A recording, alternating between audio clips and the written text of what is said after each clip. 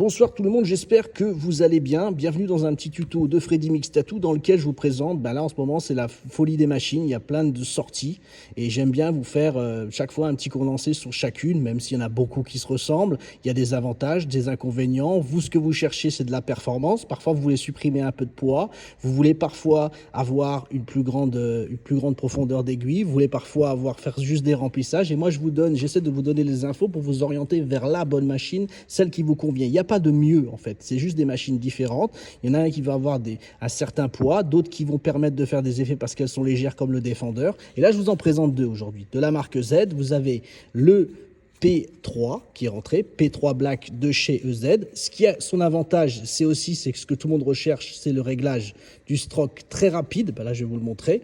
Donc, réglage du stroke très rapide, il suffit de tourner là pour pouvoir vaciller de 2,5 de stroke. Pourquoi 2,5? C'est quand on utilise certains magnums, ça permet de rentrer doucement, ça permet de ne pas rougir la peau, ça permet de faire de la saturation noire facilement, un peu le style du Spirit de chez Cheyenne, qui a une course de 2 mm.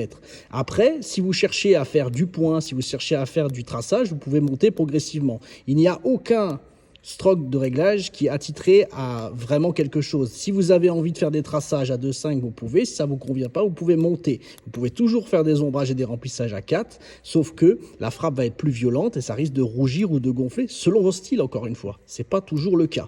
Voilà pour le P3 de chez EZ, qui est très sympathique, je l'ai testé, je l'aime en quoi? Alors, très simple, comme beaucoup de machines, ça s'allume, ça vous devez connaître, c'est très bien fait aujourd'hui. Vous avez votre voltage, là vous l'allumez, vous la mettez en pause, voilà, et ensuite vous montez et descendez le voltage et ainsi de suite sur les deux boutons des côtés. Ce que je vous signale quand même que j'ai pu faire. J'ai bossé avec cette machine-là, le P3, je l'ai adoré en quoi? Je l'ai adoré avec tout ce qui est cartouches de remplissage. Je l'ai testé avec les cartouches Mast. Là, c'était du 9 Magnum. Très bien au niveau de l'accroche. Après, beaucoup comme vous, quand vous voyez ces cartouches, c'est les vôtres souvent, c'est les cartouches Mast. Elles déchirent. Les gens les adorent, se les arrachent et se les arrachent encore plus sur les liners 3 et 5.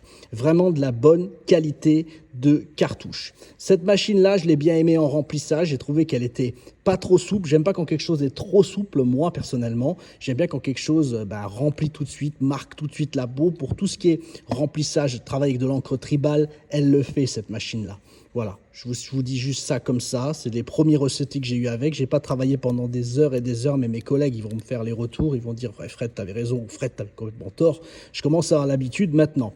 Et à la dernière que j'ai utilisée, c'est toujours pareil. C'est encore une fois une machine de chez P2S qui reste très qualitatif, très propre. Ça, c'est le Defender. Le Defender, ce que je trouve très sympathique, après, c'est du 4 mm tout le temps. Là, vous n'avez pas besoin de vous prendre la tête avec le stroke. Si ça vous dérange, ça peut vous déranger. Dire, moi, Fred, j'ai pas envie de changer tout le temps de stroke. Ma machine me convient. J'avais un Thunder, il était en 4 mm et je faisais tout avec mon Thunder. Eh ben voilà, c'est une machine comme ça qu'il vous faut. 4 mm de stroke tout le temps. Vous l'allumez très simplement. Ça, c'est basique. Vous laissez le doigt dessus. Alors, elle va un peu plus vite. Autant sur le P3, j'ai fait quelques essais sur peau synthé. J'étais plutôt aux environs des 6, voire 6,5 sur le P3. Et là, j'ai monté un peu parce qu'elle est beaucoup plus souple. Alors par contre, pour tout ce qui est les petites aiguilles, pour les amateurs de tracés très très fins, et aussi pour tout ce qui est le remplissage en point, toutes ces choses-là, le paper shading, toutes ces choses qui sortent maintenant, la nouvelle technicité du tatouage, c'est cette machine-là qu'il faut. Et pourquoi?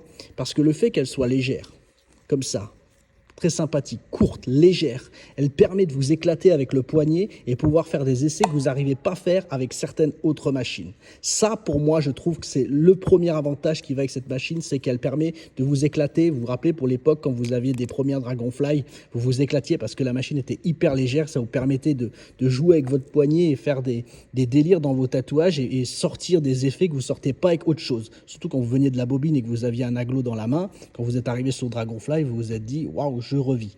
Voilà pour petite l'anecdote du jour.